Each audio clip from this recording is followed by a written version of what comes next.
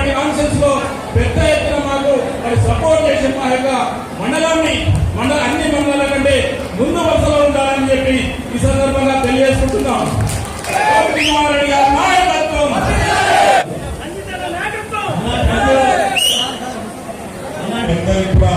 పేరు పేరున ధన్యవాదాలు చేస్తూ పాదాభివందనాలు చేస్తూ తిరుపతికి పోయేందుకు నేను ట్రైన్ ఆపింది నేనే ఉన్నాడు.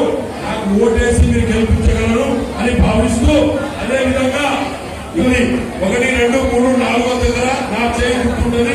మీరు చేయి గుర్తుకు వేసి నాకు ఓటేస్తే రాహుల్ గాంధీ గారికి ఓటేసినట్టు ఆయన అక్కడ ప్రేమిస్తున్న అవుతారు, నేను ఇక్కడ ఎంపీ అవుతా. మీకు ఇద్దరికి ఓటేసిన అవుతారు. అక్కలు చెల్లెలు అన్నలు అందరికి కూడా మీకందరికీ ధన్యవాదాలు. నన్ను ఆశీర్వదించి శాసనసభ్యునిగా ఎన్నిక చేసినట్టుగా వచ్చే 13వ తారీఖు రోజున పార్లమెంటు సభ్యునిగా బలరాం నాయక్ గారి చేతి గుర్తు పైన ఓటేసి గెలిపించే కొరకు మహిళా సోదరిమణులందరూ కూడా వచ్చి బలరాం గారికి ఆశీర్వదించి వారికి మద్దతు ఇచ్చి గెలిపించే కొరకు వచ్చే మీ అందరికీ సోదరిమణులకి హృదయపూర్వకమైన నా యొక్క నమస్కారం తెలియజేస్తా ఉన్నాను. అది చేస్తాం చేసేది కాంగ్రెస్ పార్టీ, కాంగ్రెస్ ప్రభుత్వం చెప్తుంది తప్ప ఏదైతే తుపాకీ రావని పాలన కాదు.